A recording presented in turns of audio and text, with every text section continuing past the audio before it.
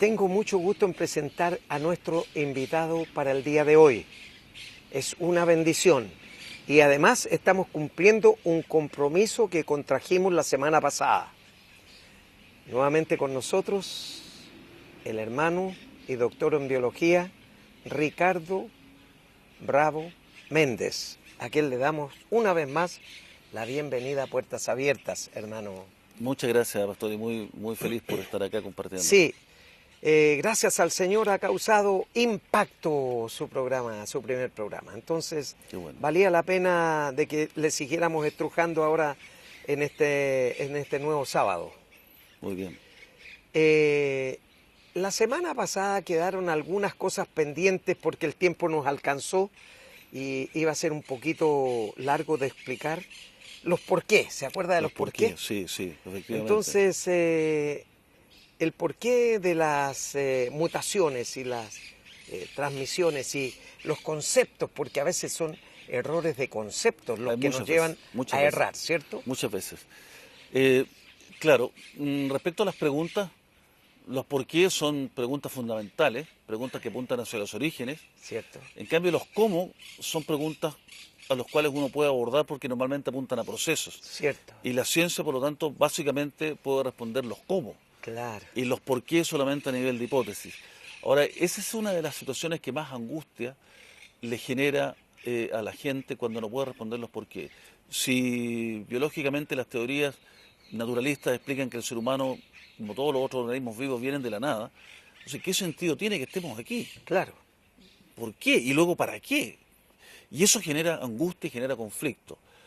Conflicto que incluso muchas... los científicos, porque usted me comentaba fuera de pantalla, uno que se suicidó el día 16 de... Sí, grandes intelectuales, por ejemplo, una de las grandes promesas de la literatura norteamericana, David Foster Wallace, un gran escritor, muy, digamos, prolífero en su actividad, se suicidó justamente porque no encontró respuesta a estas interrogantes de los por qué. Y sin embargo, él tuvo algunos atisbos en una invitación que le hicieron a dar una conferencia en una ceremonia inaugural de un colegio determinado en Estados Unidos. Él a los estudiantes les relató la siguiente parábola. Dice, en el mar va un gran pez nadando y en su contra viene nadando un grupo de peces pequeños. Y cuando se cruza el pez grande con los peces pequeños, el pez grande les pregunta, hola muchachos, ¿cómo está el agua? Y luego los peces pequeños pasan, se miran entre sí y dicen, ¿qué es el agua? Están en millones de metros cúbicos de agua y no saben, no han entendido qué es el agua. Entonces David Foster Wallace señala, normalmente dice lo que queda de enseñanza de esta parábola es que normalmente las respuestas más evidentes, las que están encima de nuestros ojos, no las podemos ver. Bueno, efectivamente, la creación, desde el universo hasta los átomos, que revela diseño, que revela propósito, que revela significado, que revela al Dios creador, no es vista por muchos seres humanos. Hay un refrán que se usa comúnmente que dice que los árboles no dejan ver el bosque. Así es, así es. Entonces aquí debe ser también algo parecido, así ¿cierto? Así es. Así es. Hermano Ricardo, ¿por qué no nos instruye y nos enseña dentro de su preparación profesional y su doctorado en biología acerca de el hombre? Porque esas son las grandes preguntas que se hace la gente. ¿Quién es el hombre? ¿Qué son las especies? ¿Y qué es la vida? ¿Cierto? Ya vimos en el primer programa qué era la vida y qué eran las especies. Entonces, ahora, ¿qué es el hombre? Sí. Y hay un salmo que dice, ¿qué es el hombre para que tengas de él memoria? Y el Hijo del Hombre, o sea, Jesucristo, para que nos visite. Así es, así es, así es. Claro, eso ha creado mucho conflicto, ¿no? Porque efectivamente desde el punto de vista biológico, como seres biológicos, ¿no es cierto?, compartimos algunas características con otros seres vivos, ¿no?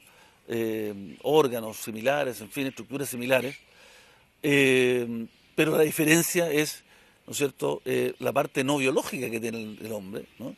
Que es su conciencia, que es su espíritu, ¿no? Que ha sido creado a imagen y semejanza de Dios. Alguien dice, bueno, los animales piensan, y los hombres también piensan, claro, pero hay una diferencia. El ser humano El animal no piensa, o piensa, piensa, por porque ejemplo, tiene instinto el animal, claro, ¿no? a uno después de meses o un año que no ha llegado a su casa y llega y el perrito lo reconoce rápidamente, ¿no es cierto? Hace relaciones, Por el aroma, por el claro, olor. de alguna forma piensa, tiene un nivel de pensamiento, de conciencia, Así pero hay es. una diferencia. El ser humano piensa sobre lo que piensa. Y esa es la diferencia, ¿no? La conciencia, el que me hace preguntar de dónde vengo, por qué estoy aquí, hacia dónde voy.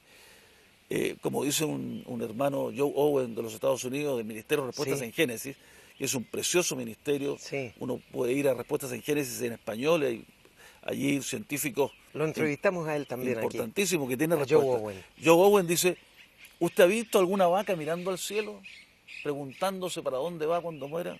Dice, no, las vacas siempre miran hacia abajo, dónde encontrar pasto tierno para comer. Claro. Esa es su vida, buscar el pasto para comer. Claro. Bueno, el ser humano tiene esas características. O sea, biológicamente compartimos elementos en común para vivir en un ambiente en común, Claro. con variables químicas y variables físicas en común. Por eso es que compartimos, ¿no es cierto?, sistema circulatorio, en fin, células que realizan transporte gaseoso en la sangre, etcétera, porque hay un diseño en común, ¿no? Y no un origen evolutivo de la nada en común, que es muy distinto, o sea, las dos explicaciones. Entonces, efectivamente, el ser humano fue creado con un propósito mayor, creado no mortal, ¿no? Curiosamente, escuchaba hace poco una entrevista a un senador de la República chileno que habla de un congreso que va a haber en enero, el Congreso Futuro, y citaba allí a uno de los autores más leídos del momento, Noah Harari, ¿no? Ha escrito algunos libros, uno de Animales Odiosos, uno y el otro Homo Deus. Y él decía que a poco tiempo más el ser humano será inmortal. Habrá logrado algo así como la vida eterna. Curiosamente coincide con la promesa bíblica, ¿no? Porque dice que la tecnología va a ser capaz de hacer eso. Uno tendría que decir que en realidad es difícil entenderlo, porque hoy con toda la tecnología y avances fabulosos que ha tenido la ciencia, tenemos más problemas médicos que nunca. Si uno ve cuál es la primera causa de mortalidad en el mundo, en la OMS de las Naciones Unidas, son las enfermedades. Claro, ¿no? exactamente. Las mutaciones de alguna forma también han ido incrementando, ¿no? La tasa de mutaciones del ser humano es más alta que cualquier otra especie animal.